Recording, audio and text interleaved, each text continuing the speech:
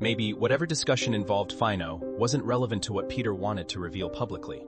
We don't know. And because we don't know, we shouldn't invent Peter's reason. But what we do know is that VDM decided to bring that alleged private conversation into the public arena. And now Phyno's name is attached to a P-Square family controversy that Peter himself had not publicly centered on him. And here's another thing. People are now debating. Did Phyno deny Peter's claim? Did Peter lie about Phyno? Did Jude scam Phyno? But hold on. Those questions only became part of this particular public argument because VDM introduced what he says was a private conversation. That should not be forgotten.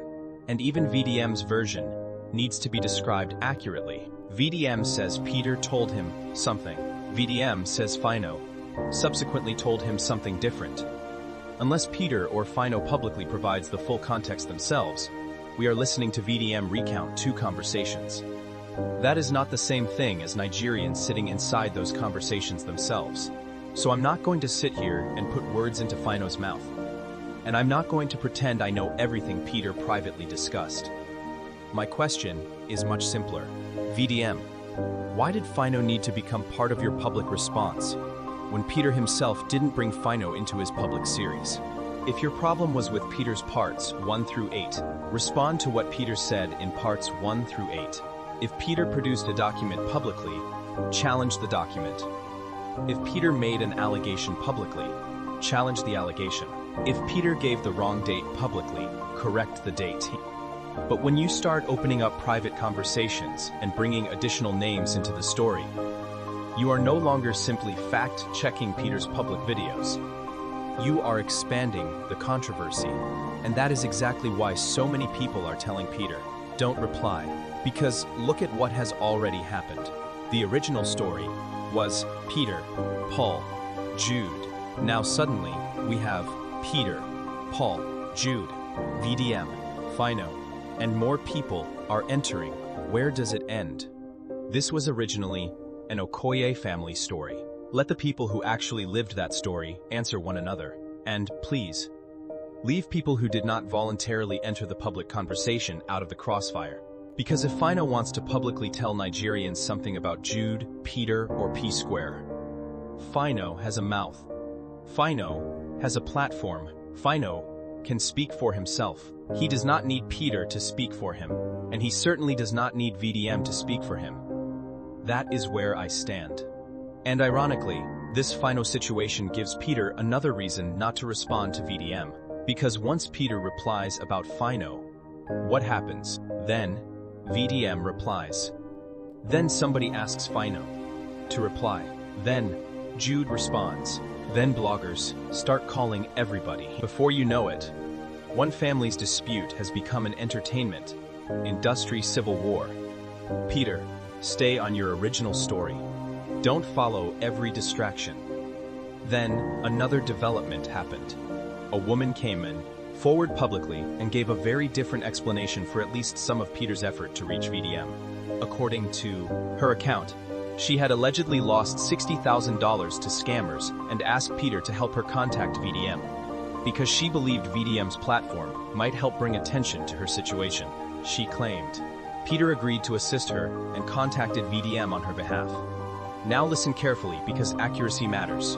Her claim does not automatically prove that every conversation Peter ever had with VDM was about her. It doesn't. VDM has separately claimed Peter discussed aspects of the P-Square dispute with him. Both things could theoretically have occurred at different times. But her intervention raises an important question about VDM's broader characterization. That Peter simply wanted to use him? What if Peter was also trying to connect someone who said she desperately needed assistance? That content matters. And that is exactly why people should be careful about taking one screenshot, one chat, or one statement and using it to define an entire relationship. Context matters. Dates matter. The purpose of individual conversations matters. And this is precisely why Peter does not need to rush online and start fighting VDM. Let the evidence breathe. Let people look at the timeline. VDM himself said Peter had already shared much of this information with him long before Peter's current public series. Think about what that means. If Peter was telling substantially similar stories privately long before this present social media explosion, then at minimum it raises a question.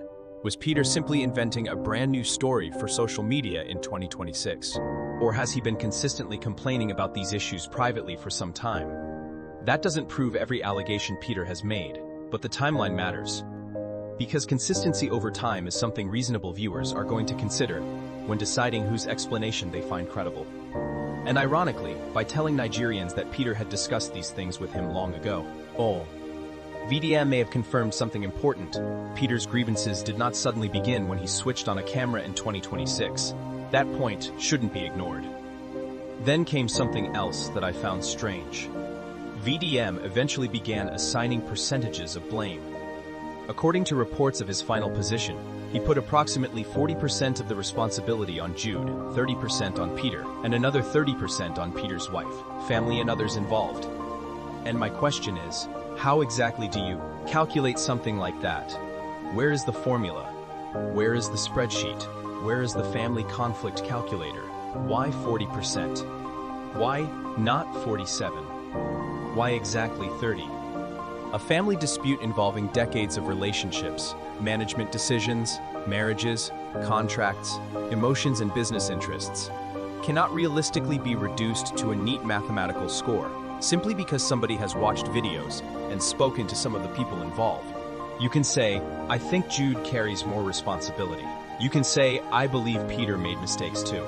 You can say, I don't agree with Peter on everything. Those are opinions. But giving percentages creates an appearance of scientific precision where there is none. And even while trying to present a balanced conclusion, VDM still reportedly placed the largest individual share of responsibility on Jude. That detail should mighty and not disappear. Now, we arrive at the most important part of this video. Peter, please don't reply, because if Peter releases a 30-minute response to VDM today, what happens tomorrow? VDM replies. Then Peter replies again. Then another blogger reacts. Then VDM produces another screenshot. Then somebody produces a voice note. Then Peter explains the screenshot. Then another person enters. Suddenly, nobody is talking about Peter, Paul and Jude anymore. The story becomes VDM versus Mr. P. And who benefits most from that transformation? The commentator who entered the story later. This is why several people are advising Peter to remain silent, including public commentary specifically urging him not to respond to VDM. Peter has already presented his case. If there are documents to speak, if there are court proceedings, allow the legal process to speak. If Paul wants to answer, let Paul answer. If Jude wants to answer, let Jude answer. Those are the people at the center of the story. VDM is not the fourth Okoye brother.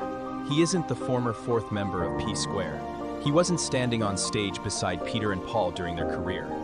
He wasn't inside their marriage. He wasn't inside their family meetings. He can analyze, he can criticize. But Peter does not have to accept VDM as the person he must now defeat before Nigerians believe him.